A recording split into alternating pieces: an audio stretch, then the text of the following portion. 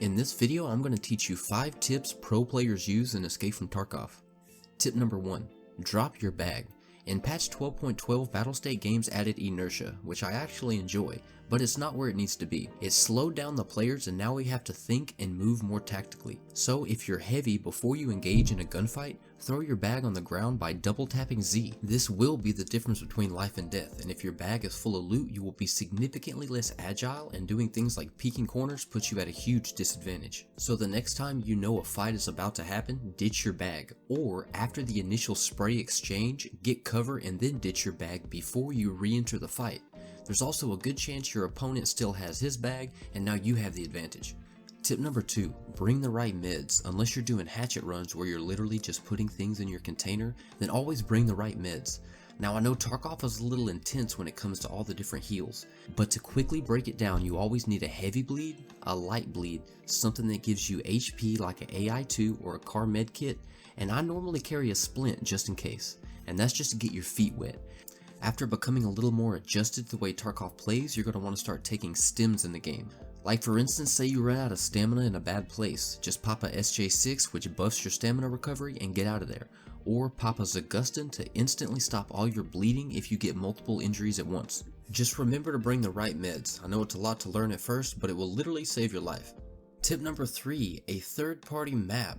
The third tip is very important for new players. Open up a third-party map on your phone or second monitor, or print out a couple of maps and hang them on your wall.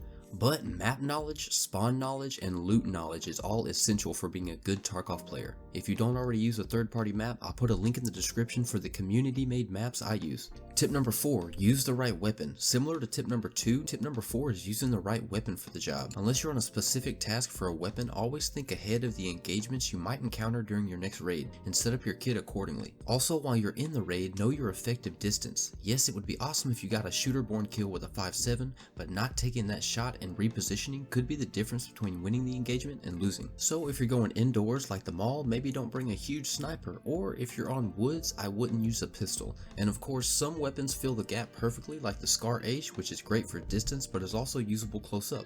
And finally, tip number 5, which might not sound like a tip, but I'm counting it as a tip. Teamwork. If you choose to play with a squad, you can get things done a lot more efficiently.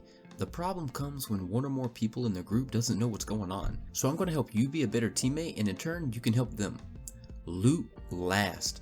After someone gets a kill, the last thing anyone should be thinking is loot. When you or your teammate calls out that you've killed someone, everyone on the team should be on high alert for any other potential threats.